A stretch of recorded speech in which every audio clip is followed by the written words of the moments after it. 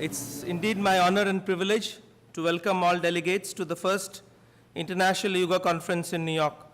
We have scholars from India, different parts of India, different universities, US, Hong Kong, as well as Singapore.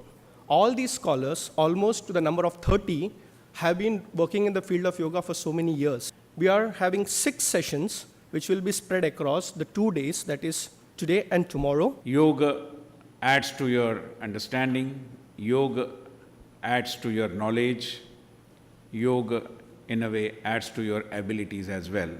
The entire cluster of knowledge, and within Vidya Samuddesha, there are 4 parts of the syllabi which is designed for a would-be leader or a king. Chanakya, also known as Vishnugupta and Kautilya, the well-known teacher, thinker, philosopher, kingmaker, strategist, and policymaker, lived in India in the 4th century BC. Yoga Sutras, the first of which has been mentioned, Atha Yoga Anushasanam, it's an Anushasanam, it's an instruction, it's a systematic presentation. Here's a screen showing 2 leads of the EEG in the front of the brain. It goes up and down because she's listening to me and she's watching you and so forth like that. So if we ask her to start meditating, as soon as I asked her to meditate, you could see the change. Each part of the brain became more orderly individually. Yoga in the Upanishad, thou art the fourth. It's called the fourth. And we can see this in this 2x2 diagram, that yoga is different from waking, sleeping, and dreaming. The nature of the soul and its relationship with the ultimate reality. They expound the nature of ultimate reality and the means to attain it.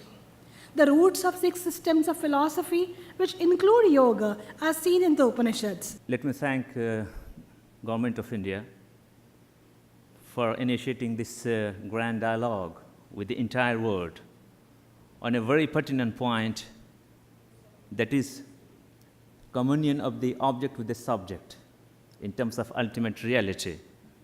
Say it yoga, say it haqiqat-e mutlaqa in terms of Islam. So the last and the most significant of our discussion as Ishvara Pranidhana is a total submission. The practice of these virtues are essential in the path of yoga, as it helps the seeker to unfold the meaning of life and to the scale to perfection. Let us all try a facial exercise. So breathe in, breathe out, smile, and then let's imagine a mirror in the hand. Can we imagine this as a mirror? And you look at the mirror and you see yourself or somebody you love. Generally, the teachings of yoga were passed on from guru to their disciples. Through personal experience, yogis were able to guide the sincere aspirants. It was slowly evolved and developed by ancient and modern seers, yogis, during different periods. In the case of Jainism, it is a very good article written by Sagarmalji Jain, wherein he has taken a review of the yoga tradition within Jainism itself. You can say sermons and teachings as understood from Acharanga and Sutrakritanga. These are the main, you can say, angas of the Jain canon, Shvetambara canon, and they are supposed to be the true words of, and believed to be so by the Jains. So yoga in the US is seen as part of CAM, which is complementary and alternative medicine. So if something like yoga is practiced together with conventional medicine, it's considered to be complementary. New grand challenges are emerging, and those cannot be solved from the same level of thinking, scientific thinking, that produced those challenges. These are kind of side effects of modern science. And I became so engrossed in the emergence and the disappearance of a sound. And at one point, I was so focused on one sound. I just ended up working with one sound, and I was completely engrossed in the aspects of the sound disappearing, disappearing, disappearing, disappearing, disappearing, disappearing, disappearing. And at some point, I had no idea where I was. Ayurveda and yoga are both practical sciences. That is the reason why after thousands of years also, even today, people are able to relate to those sciences and get benefits out of this Ayurveda and yoga also. Most importantly, in the contemporary times, I feel that we need to have a language. There is a big gap between the experts and the lay people. Experts understand it, lay people perhaps need a certain language, put across the difficult concepts. So the idea here of perfect health is, and I think our previous speaker alluded to it, is that the physiology functions the way it should. That if we begin to experience this settled state and understand this as true nature. 26th of December 2004, death dominated certain parts of the world. Indonesia and Malaysia got hit with tsunami. United Nations stepped in.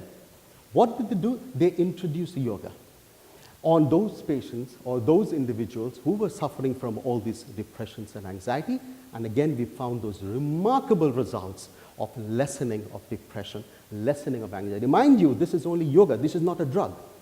And I've just given one example of a leader, like a leader who tried to be a leader in a different way, who tried to serve the world, and I've given the example of Mother Teresa.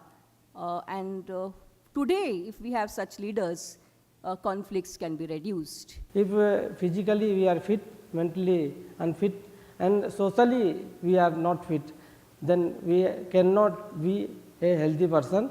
When we combine yoga as a therapeutic tool with other aspects of alternative medicine, it's very easy to break the stubborn habits of ours. We have now a widespread use on the grassroots level of yoga. In the US, 10% of the population, over 40 million people, are practicing yoga. And what we are seeing now is a transition from the grassroots to mainstream society, into the mainstream institutions into society, into our schools, workplaces, and healthcare.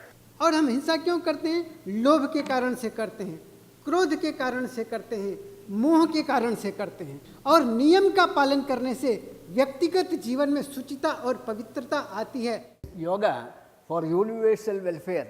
When I say universal welfare, it means the social welfare, individual welfare, spiritual welfare, and also the universal peace, peace for the world. 2,000 public high school students in South Chicago, that's the most dangerous area of Chicago, found those practicing transcendental meditation had higher attendance rates and nearly a 50% reduction in involvement with the criminal justice system. Major donors and international financial institutions are increasingly basing their aids and loan on the condition that reforms that ensure good governance are undertaken. Thus, good governance is one of the prime focus of governments in most of the countries as on date. The bloodshed that humanity has witnessed over many thousands of years, it is killing people. So away from the other benefits of vegetarianism, I would say that this reason, that if we can appeal to human reason, perhaps it can have a more enduring impact and bring about social transformation. हम लोग क्या करते हैं? ढूंढ के इकट्ठे करते हैं. We collect all the things और सुबह से शाम तक उसी के बारे में सोचते रहते हैं. उसने ऐसा कहा, उसने ऐसा कहा, उसने ऐसा कहा. तो कैसे पीस आएगी? It's very fulfilling to actually have a program which is actually concluding, but it's a new beginning for most of us. In continuation with this activity, the International Association of Yoga Studies will be started. I'd like to announce that we would hope to have this in Singapore next year as the second international yoga. Yoga itself is a treasure. It is such a treasure that it will never end. And what we will endeavor from the consulate, as Dr. Sahasrabudhe said, there are no full stops, so there are no full stop for the consulate also. We will continue our work with all of you, and we will try to infuse, to push, to encourage yoga professionals and academicians, researchers from the United States. Thank you very much.